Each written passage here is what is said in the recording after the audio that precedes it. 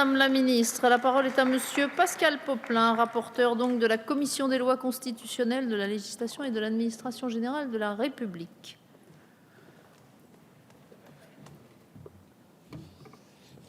Madame la Présidente, Madame la Garde des Sceaux, mes chers collègues, je vous remercie, Madame la Garde des Sceaux, d'avoir souligné la complexité qui fut celle du rapporteur pour travailler sur ce texte, et je m'efforcerai de ne pas être laborieux dans sa présentation.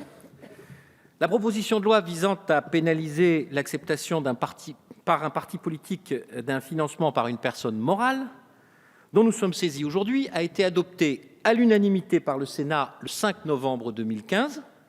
C'est avec la même unanimité que la commission des lois de l'Assemblée nationale l'a approuvée le 25 novembre dernier.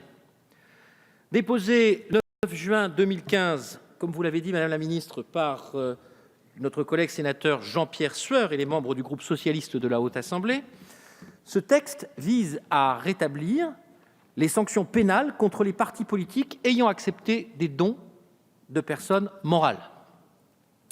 La notion de personne morale étant la notion juridique et n'ayant rien à voir avec la moralité.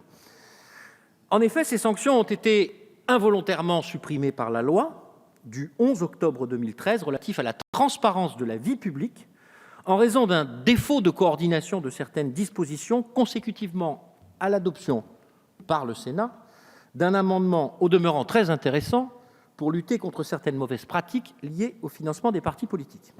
Cette mésaventure vient donc confirmer la pertinence du proverbe qui nous enseigne que l'enfer peut être parfois pavé de bonnes intentions.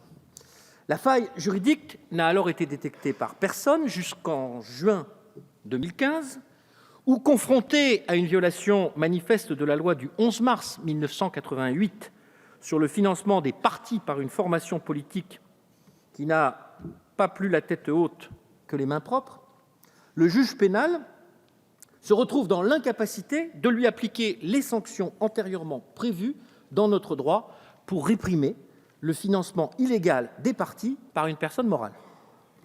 Parce qu'il ne peut y avoir durablement de veine pour la canaille, le législateur a souhaité alors immédiatement intervenir.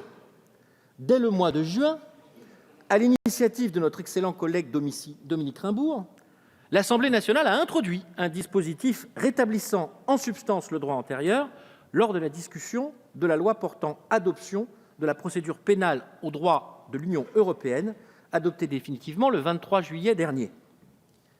Cette disposition ne semblait pas sans lien avec l'objet du projet de loi, puisqu'elle visait à renforcer la sécurité juridique des procédures pénales.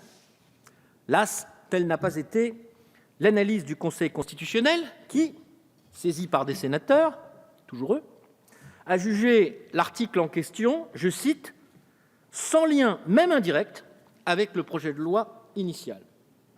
100 fois sur le métier, remettez votre ouvrage. La proposition de loi que nous examinons aujourd'hui vise modestement à en terminer avec ce chemin de croix législatif. Elle a pour objet unique de rétablir les sanctions, à savoir 1 an d'emprisonnement et 3 750 € d'amende, à l'encontre de tout bénéficiaire de dons consentis par une personne morale, quel que soit le montant du don, qu'il s'agisse d'une personne morale de droit français ou de droit étranger, y compris un État étranger.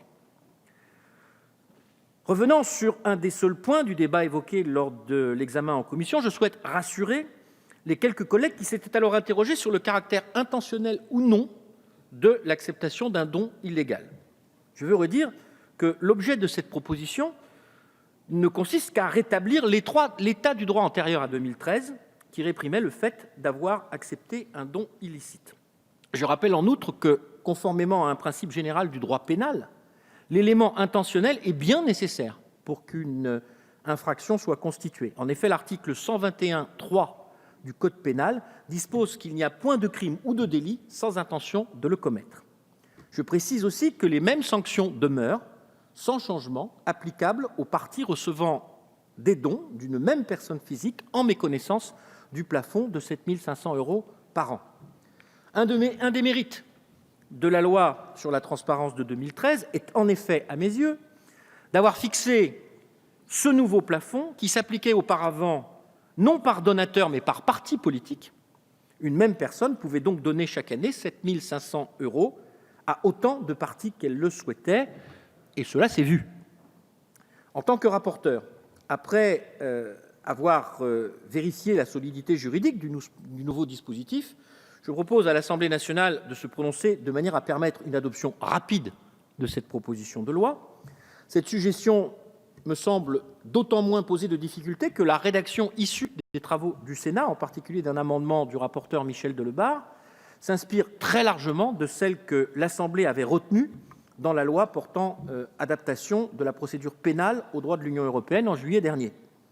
Nous sommes donc invités à nous prononcer sur un texte dont nous avons déjà eu l'occasion d'approuver pour l'essentiel le dispositif.